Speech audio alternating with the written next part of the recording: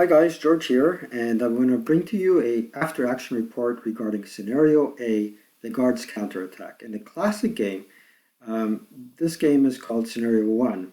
The same title, the Guards Counterattack, and it was one of the first scenarios that I played. Actually, it was the full-blown Scenario 3 with tanks, and I got badly defeated in that one. That was the first game I ever played against the person that actually sold me squad leader back in the late 1970s. So in this scenario, I played against Mark Dennehy, and he's an awesome player. Not only is he a great player, but he's very knowledgeable about the rules. We take some time as well wherever needed, and we do some rulebook diving and learn a lot. Um, Now, this video is not along the lines of a tutorial. I will uh, provide a link below to an actual tutorial that I viewed and I enjoyed and was a lot more detailed than this. It was created by David Garvin, and I believe he did an excellent job about teaching the basics of what is involved in this playing the scenario with the ASL rules. All right. Okay, so before we start, a little word about the victory conditions. And I will be comparing from here for a little bit towards the classic game as well. So the victory conditions are: the Russians win at game end if they control two or more buildings initially occupied by the Germans. Then they lose of their own initially held stone buildings to German control. And or, the or is very important, have a favorable 3-to-1 ratio Russian to German of unbroken squad equivalents. Now, while I was playing this scenario over the course of 2 or 3 nights, as the Russian player, I forgot that if I had a favorable 3-to-1 ratio of unbroken squad equivalents at game end, I would win. So throughout this scenario, my gameplay as a Russian was advance steadily towards the Germans and press the assault. Usually that's how I play the Russians in any case. Next thing that is important to note is a few line of sights that are important. And I'll explain how this aspect of the game is different from the classic as opposed to in ASL. These are not all the line of sights, but they're some of the most important. The most important line of sights are these because, as you can see in J2, there the Russian player has a 447 squad, a medium machine gun, and a 9-1 leader. The critical line of sight goes all the way to I7, where the German player has a 9-2 leader, 3 squads, and 2 LMGs. In the classic game, it was 3 LMGs. Now, why so many LMGs? Why is there a reduction? Well, the reduction is important in some respects. In the classic game, you can use the LMGs to fire at a different hex than what the squad fired.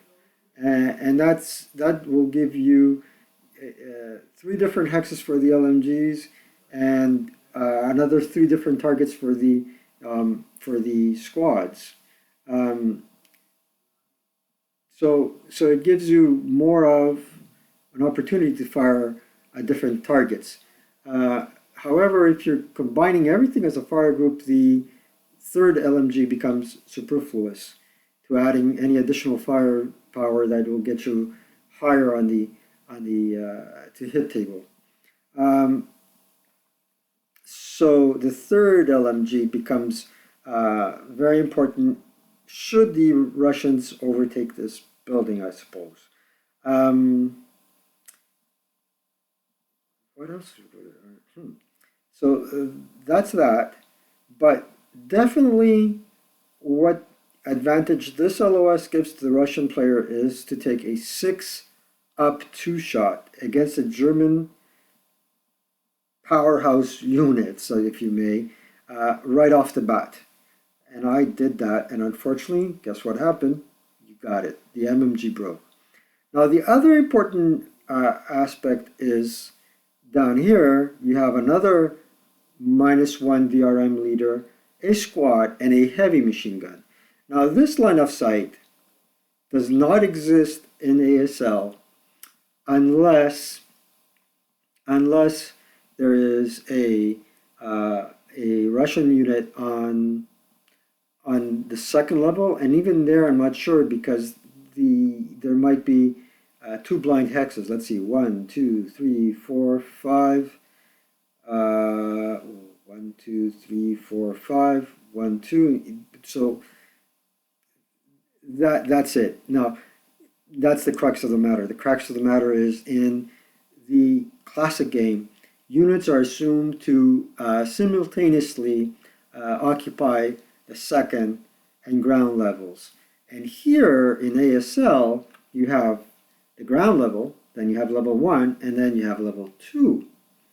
So it's a different ball game.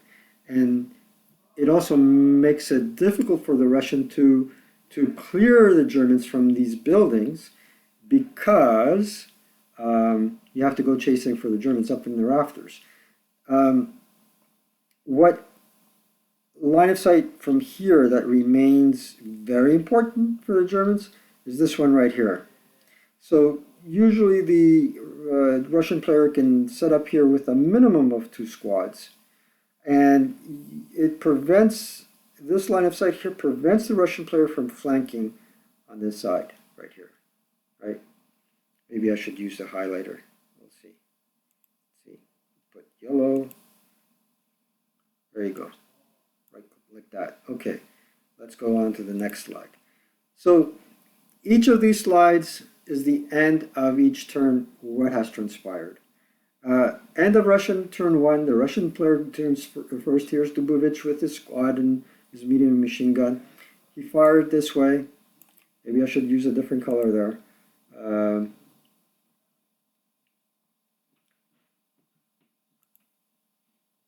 And I don't know, let's go back to the laser pointer.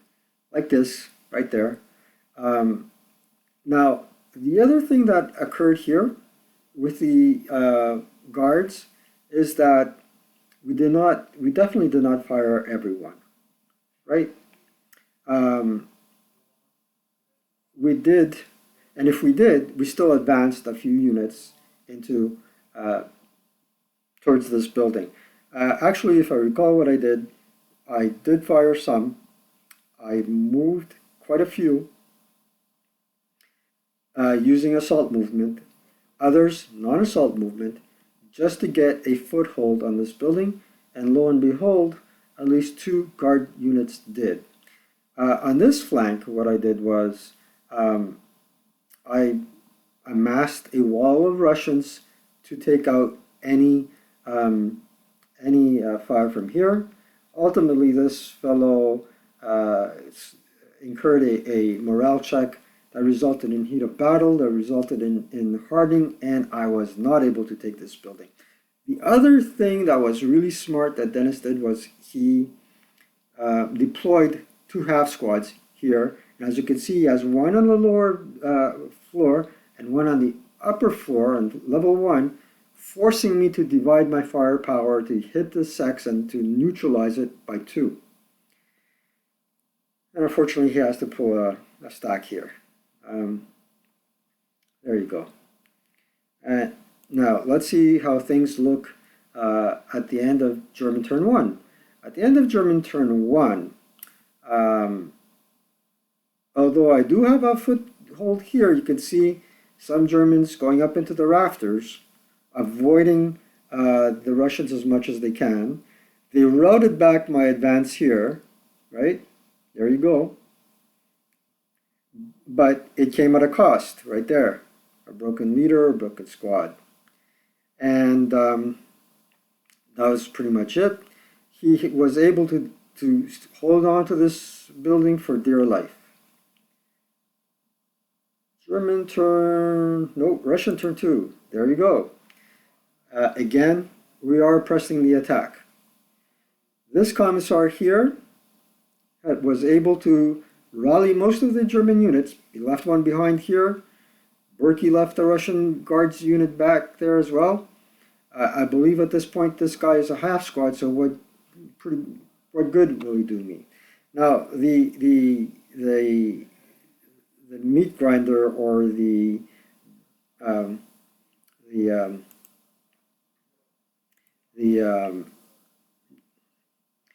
kill zone, the deadliest kill zone, was right here. Let me change that color there to a red. Yep, right here. Because I was pressing the attack using assault movement in advance. I was not using human wave, because look, you only have a 1 hex range between one building and your target building. Okay? This is also a target building, and so is this. Now, what he did was he left this one empty and brought him up as reinforcements.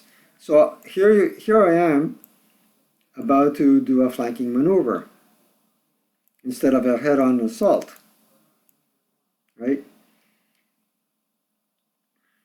Now, the reason, going back to this hex here, why is it a kill zone? It's because if a unit breaks here, he'll die because of failure to route. So you need to be very careful in advancing on this building. I would advance in this direction if possible, or advance up to the second level and first and second levels. Let's go on to German turn 2. German turn 2, we're consolidating a little bit. We have a berserk unit here, thanks in part to somewhat mediocre fire from the German player. And here we have another berserk unit, right on the bottom of the good order unit. Boom. They're going to advance. I was thinking of advancing this guy here. It could go either way. But what was more valuable to me? Here he's struggling a bit. He doesn't have any covering fire here. He moved that unit there. So let's surround him. Now we did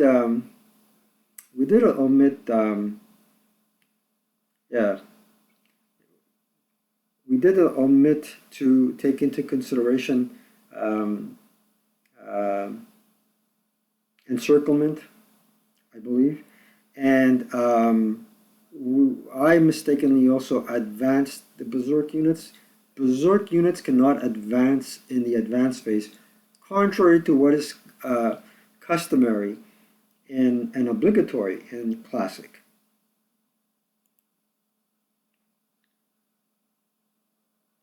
German turn, Russian turn 3.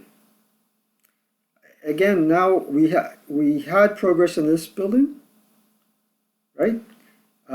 We have a lot of broken squads here, and this fire group is starting to crack, but at the same token, some of my units were not able to press the attack and they had to retreat. Some were eliminated, and some are now routing in this direction. And guess what will happen to these guys these squads that are encircling around behind? They'll be able to route here. And then if they self-rally, that's a captured building. This is a captured building. And this will be a captured building, fulfilling part of the objectives. This melee was pretty interesting. Actually, this melee was pretty interesting because it lasted for quite a long time. And in here, what happened was everybody was eliminated. On the German turn, I'm going a little bit ahead of myself. On the German turn, according to the advanced sequence of play, the German player eliminated me. I rolled snake eyes, I created a leader, and subsequently everybody died. Mark had rolled the required die roll for a KIA, and the Russian player, me, I somehow managed to score snake eyes. So let's go on to the next slide. German turn 3. Here everybody died, left behind 2 support weapons. We're still melee there, and the Russian commissar, despite a couple of pins, he is coming in for the kill. The German player here is riding up, but the Russian engineers are fast on their heels. Berkey is here as a 10-2 leader, and he's exerting at least 12 firepower factors on any given target, here or here. And here would be a 12 even, here would be only a 12 up 1. So a KIA is likely. There was a broken LMG, and by this time, or turn 4, Dubovich has his medium machine gun back in order. Alright, let's take a look now at Russian turn 4. Russian turn 4. Here again, we're pressing the attack. And we press the attack. The fire was ineffective. He now is forced to vacate this building and route back all the way to here. The Russian unit, he also managed to break, but he could route here, and this is an objective. And we're throwing in the whole kit and caboodle. We're going 2 to 1 here, and the German is going 1 to 2. Here, this squad is now able to capture 1 support weapon if he wanted to.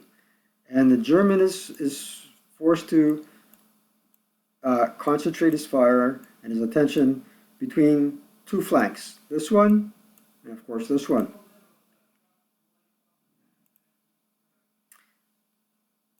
Some little pot shots here and there. Nothing too effective, but as you can see, the Russian player has advanced. The German player is moving away. We have a couple of pins, but this building is in our sights. And the German player is routing. He has a lot of broken units. He is forced to recapture this hex, but the Russian player is not going to allow it to happen.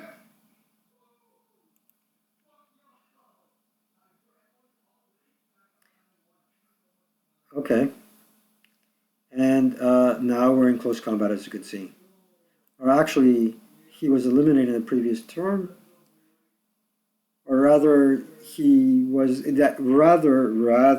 the German player routed away, left some of the support weapons behind, and the commissar with 2 447s has come in to occupy the hex and take over the support weapons. Here we ultimately do have a 6 to 8 down there. The Russian player has taken over some hexes on the second level. The German player is down to 1 squad. And we're also, again, pressing the attack here.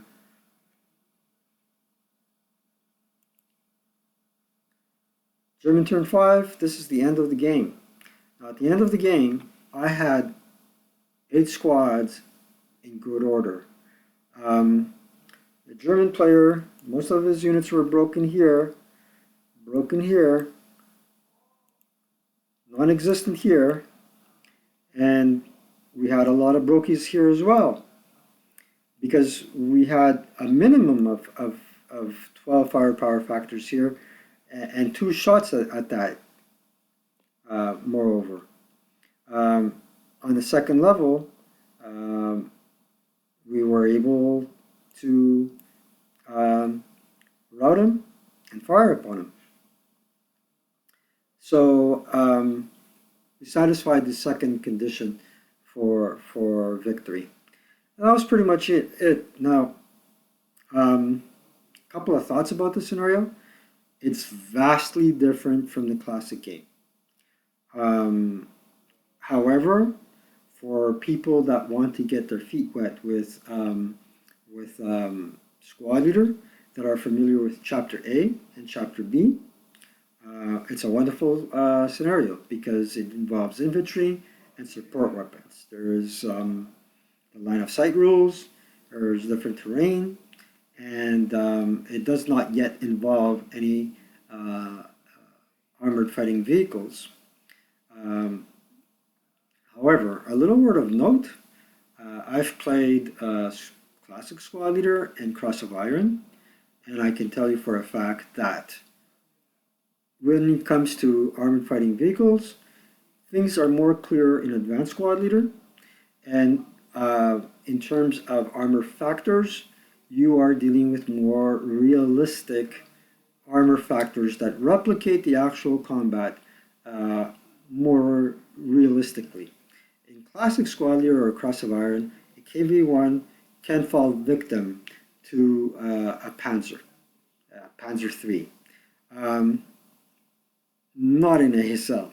So I highly recommend brushing up on the rules for AFVs as well.